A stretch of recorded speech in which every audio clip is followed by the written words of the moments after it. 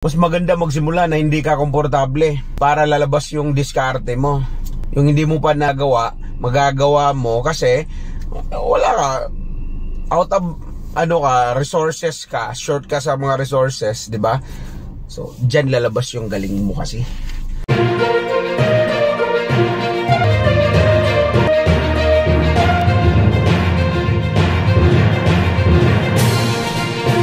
Buenos días de los Reyes!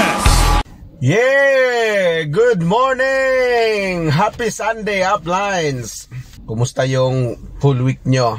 I hope na today ma-enjoy nyo yung whole day nyo.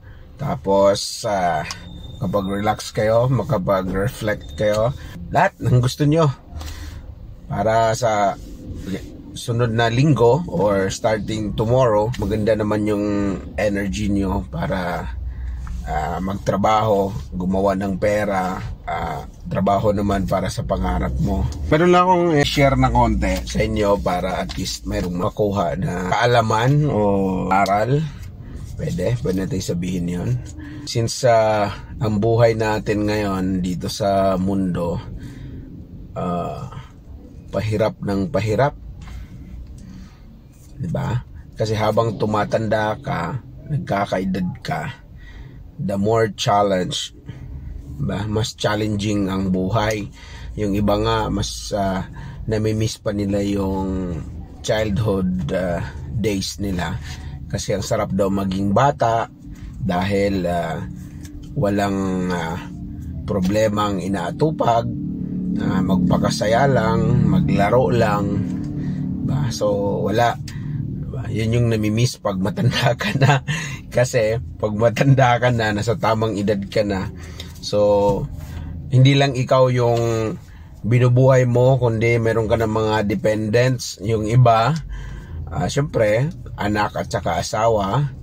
Yung iba naman, yung mga parents nila, syempre matanda na din yon, sila na yung dependents. Ito malupit, nagbuo ka ng pamilya, syempre may binubuhay ka, tapos madagdagan pa sa parents mo, di ba? So hindi naman pwedeng tatanggihan mo 'yon. Kasi part yan ng buhay na diyan ka din nanggaling, di ba? So ano bang dapat gawin? Kaya lang naman nahihirapan ka kasi feeling mo kulang ang naging kinikita mo. Bottom line kasi money. Na-stress ka kasi ang daming bayarin. Sa totoo lang, ang daming bayarin.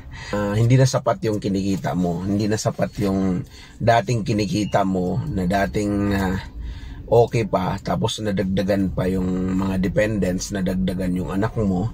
Ba? So, ang daming kailangan. Basta bata, ang daming kailangan, di ba? Habang nag-iedad, diba? Na madagdagan pang kailangan, tapos yung income mo ganun pa rin, o kaya nawalan ka ng trabaho, basta mga challenges na somewhat like that. So yun, ano bang pwede nating maitulong dyan? Ako magsabi ng ganito, actually wala akong anak, parents ko boy pa, dalawa. Kailangan kasi alam mo kung saan ka papunta, saka anong paparating na problema. Unang-una, kahit hindi pa natin alam exactly, pero basta pagsubok, dapat lampasan mo yan. Yun talaga dapat ilalagay mo. Hindi pa siya dumarating, dapat lampasan ko to.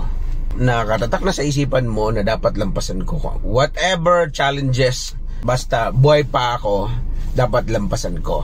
Para pagdating ng problema na yan, specific na talaga na nandyan na, hindi ka na mataranta. Tsaka hindi mo na dapat pag-isipan pa na ano ba to, surrender ba ako? Hindi, ganyan, dalawang isip ko. Wala nang dalawang isip. Dapat ang isipin mo na yung solusyon. Yung solusyon na, kasi ayaw mo namang ikaw yung matatalo, 'di ba? Kasi nag-decide ka na bago pa yan dumating, kasi expected naman talaga darating yun. Tapos pag gumawa ka na ng solusyon sa mga bagay-bagay, lalo na yung paulit-ulit, diba? Ngayon first time maulit pa yan na ganong sitwasyon, so dapat mayroon ka ng nakahandang solusyon. Nakatawid ka ngayon, sa sunod maulit pa yun siya, doble na yung dapat nagawa mong solusyon. Hindi na yung hanggang nakatawid ka lang. Para hindi ka mamblema ng todo pagdating na ng araw na darating na talaga sa actual, maulit na naman. Ganun dapat. Para magstay ka ng positivity sa buhay mo, sa araw-araw mo. Kasi makaapekto yung feeling mo o pakiramdam mo. Lalo positive ka o kaya negative ka, makaapekto yan sa pamumuhay mo, sa productivity mo, kung ano man ang ginagawa mo. Ha?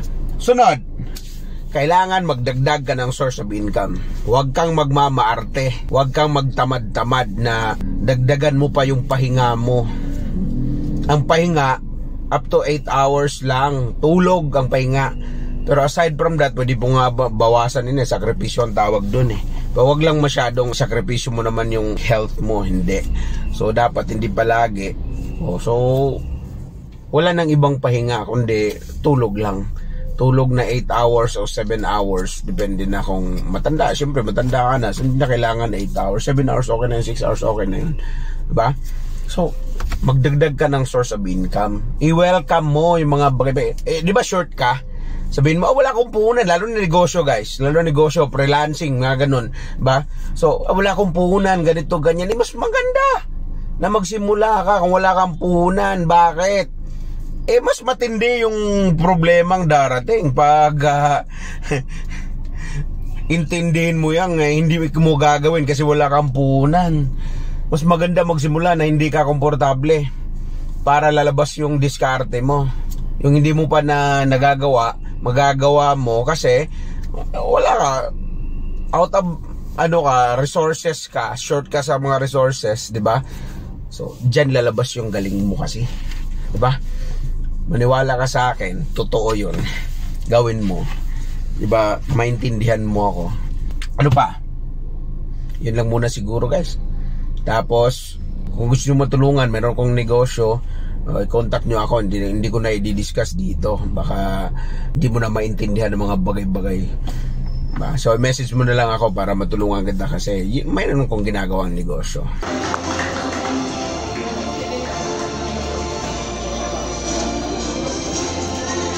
One last round of applause, please. Yes, everybody! Kung saan sa atin sa mga taga-Disias International! We love Disias!